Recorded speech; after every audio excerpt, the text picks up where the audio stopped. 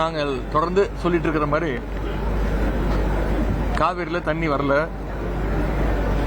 ஆடி 18 அன்னைக்கு கூட தண்ணி வராத ஒரு சூழலை இந்த அரசு ஏற்படுத்தியிருக்கு.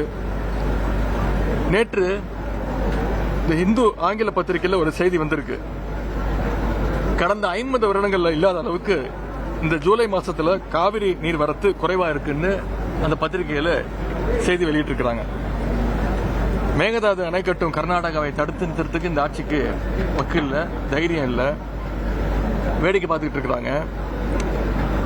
விவசாயிகள் தொடர்ந்து போராட்டம் பண்ணிட்டு இருக்காங்க. இந்த ஆட்சி அமைஞ்சதுல இருந்து இந்த 3 மாசமா யார் அதிகமா பாதிக்கப்பட்டிருக்காங்க பாத்தீங்கன்னா விவசாயிகள் தான் பாதிக்கப்பட்டிருக்காங்க. முழு பயிர் கடன் தள்ளுபடின்னு தேர்தல் வாக்குறுதி சொன்னாங்க. ஆனா இப்ப அதுக்கு ஒரு கண்டிஷன் போட்டு 50,000 ரூபாய் வரைக்கும், 50,000 ரூபாய் தானே, 75,000 அதையும் மாத்திருக்கிறாங்க. ஆனா அதையும் செயல்படுத்தல. முதல்ல 50,000 சொன்னாங்க, எதிர்ப்பு தெரிவிச்சோம், அது 75,000 ரூபாய் மாத்தினாங்க. அதையும் முழுமையா செயல்படுத்தல. தஞ்சாவூர்ல நேற்று முன்தினம் ஆர்ப்பாட்டம் நடந்துச்சு.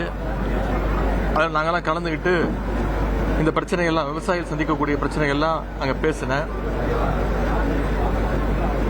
அதற்காக நேற்று என்னை வீடு புகுந்து கைது செஞ்சாங்க. கைது செஞ்சு எப்படிலாம் அலக்கழிச்சாங்கன்னு ஒட்டுமொத்த தமிழ்நாடு பார்த்துச்சு. குறிப்பா சட்டமன்றத்தில் எதிர்கட்சி தலைவர் என்ற முறையில் இந்த பட்ஜெட் பத்தி நாங்க எதுவும் கேள்வி கேட்டக்கூடாது, அதே மாதிரி டைவர்ஷன் டாக்டிக்ஸ், விவசாயிகளுடைய பிரச்சனையை டைவர்ட் பண்ணணும்னு நேற்று அந்த நாடகத்தை நடத்தினாங்க. என்ன மட்டும் இல்ல, தொடர்ந்து திராவிட முன்னேற்ற கழகத்துடைய சட்டமன்ற உறுப்பினர்கள் ஒவ்வொருத்தரையும் கைது செஞ்சிட்டு இருக்கிறாங்க. அதிமுக சட்டமன்ற உறுப்பினர்களை பார்த்து பர்ச்சேஸ் பண்ணிட்டு இருக்கிறாங்க. திமுக சட்டமன்ற உறுப்பினர்கள் மட்டும் இல்ல, இளைஞர்கள் ஜென்சி திமுகவினரையும் வலை வீசி தேடி குறிப்பாத்து டார்கெட் பண்ணி அவங்களை எல்லாம் கைது செஞ்சிட்டு இருக்கிறாங்க, வழக்கு தொடர்ந்துட்டு இருக்காங்க. ஏன்னா இந்த ஆட்சியில் அவ்வளவு பிரச்சனைகள் இருக்கு, ஒவ்வொரு நாளும் அவ்வளவு பிரச்சனைகள் இருக்கு. அதையெல்லாம் திசை திருப்ப இந்த கைது நடவடிக்கைகளை இந்த அரசு எடுத்துக்கிட்டு இருக்கு.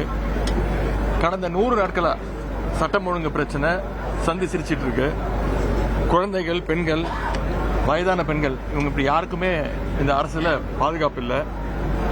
அரசு ஆட்சிக்கு வந்த பிறகு கடந்த 5 வாரத்தில் மட்டும் 4 லாக்அப் மரணங்கள் நடந்திருக்கு.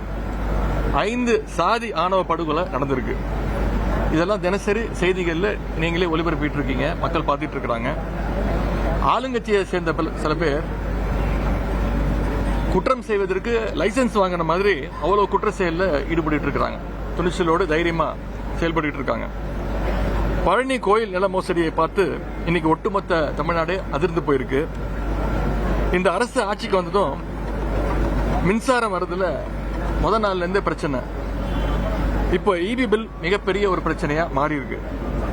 கிட்டத்தட்ட 3.5 லட்சம் குடும்பங்களுக்கு வழக்கத்தை விட பல மடங்கு அதிகமா இன்னைக்கு இபி பில் வந்திருக்கு. அமைச்சர்கள் அரசு பள்ளிகளுக்கு போய் அங்க இருக்கக்கூடிய மாணவர்கள்லாம் வெளில வர சொல்லி, இந்த கட்சியினுடைய பேரெல்லாம் கோஷம் போட சொல்லி மாணவர்கள் எல்லாம் வற்புறுத்தி அதை ரீல்ஸ் எடுத்து வீடியோ எடுத்து அதெல்லாம் போட்டு இந்த அரசு அமைச்சர்கள் அவங்களுடைய பணிகளை செஞ்சிட்டு இருக்கிறாங்க. அது மட்டும் இல்லை, இந்தியாவே நீட்டை எதிர்த்து போராடிட்டு இருக்கு. அதை எதிர்த்து இந்த அரசு எந்த விதமான நடவடிக்கையும் எடுக்கவே இல்லை. அதற்கு மாறா போராட்ட மாணவர்கள் மீது தடியடையே இந்த அரசு நடத்தியிருக்கு. விலைவாசியும் உயர்ந்துட்டே போகுது. அரிசி விலை பல மடங்கு அதிகமாயிருக்கு. ஆனா இதையெல்லாம் கேட்டா முதலமைச்சர் பதில் சொல்ல மாட்டாரு. முதலமைச்சருக்கு பதிலா பொதுப்பணித்துறை அமைச்சர் பதில் சொல்லணும் அப்படின்னு ஒரு முதலமைச்சருக்கு ஒரு முன்ஜாமீன் வாங்குறாரு. இந்த மாதிரி ஒரு நகைச்சுவையை இந்திய ஜனநாயகம் எந்த மாநிலத்திலையும் எந்த சட்டமன்றத்திலையும் பார்த்திருக்காது. நேற்று பொதுப்பணித்துறை அமைச்சர் பேசியிருக்கிறார். அது அதுக்கு முன்னவர் தீர்மானம் கொண்டு வரணுமா, எதிர்கட்சிகள் ஏதாவது கேள்வி கேட்டுச்சுன்னா அதற்கு முதலமைச்சர் பதில் சொல்ல வேண்டிய அவசியம் இல்லையா, இவங்க தான் பதில் சொல்லுவாங்களாம். இதற்கு எதற்கு முதலமைச்சர் அவைக்கு வரணும், இதுக்கு எதுக்கு நாங்கெல்லாம் அவைக்கு வரணும் அப்படின்ற கேள்வியை பத்திரிகையாளர் நீங்க இந்த அரசை பார்த்து கேட்கணும்னு கேட்டுக்கொள்கின்றேன். கொடுத்த வாக்குறுதிகளை நிறைவேற்ற டைம் வேணும்னு முதலமைச்சர் கேட்டார் ஆட்சி அமைஞ்சோன்னு. இந்த பட்ஜெட்ல அதையாச்சும் சொல்லுவாங்கன்னு எதிர்பார்த்தேன். ஆனா அதை சொல்வதற்கு கூட அவங்களுக்கு டைம் இல்லை, இன்னும் டைம் கேட்கறாங்க. நடக்க போற கூட்டத்தொடர் முழுவதும் ஆணித்தரமாகவும் உறுதியாகவும் மக்கள் பிரச்சனைகளை நாங்கள் திராவிட முன்னேற்ற கழக உறுப்பினர்கள் எங்களுடைய தலைவருடைய அறிவுறுத்தல் பேரில் பதில் சொல்ல நாங்கள் கேள்வி கேட்க ரெடியாக இருக்கிறோம். பதில் சொல்ல இந்த அரசு ரெடியாக இருக்க வேண்டும். நன்றி, வணக்கம். கலைஞர் மகளிர் உரிமை தொகை திட்டத்துக்கு அதை பத்திலாம் அதை எடுத்திருக்கிறார். கலைஞர் மகளிர் உரிமை தொகை திட்டம் பத்தி பேசவே இல்லை அவங்க.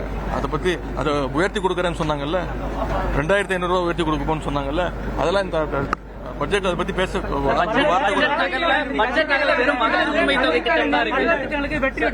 அதை எப்ப அதுதான் சொல்றேனுங்க. வெறும் அவங்க மாற்றம் சொன்னாங்க இல்லைங்க, நாங்க தான் எல்லாருக்கும் மாற்றம் சொன்னாங்கல்ல, அவங்க சொன்ன மாற்றம் இதுதான். எல்லா திட்டங்களும் பேரை மாத்தி இருக்கிறாங்க, அவங்க சொன்ன ஒரே மாற்றம் இதுதான். இனி செல்லும் இடமெல்லாம் செய்தி.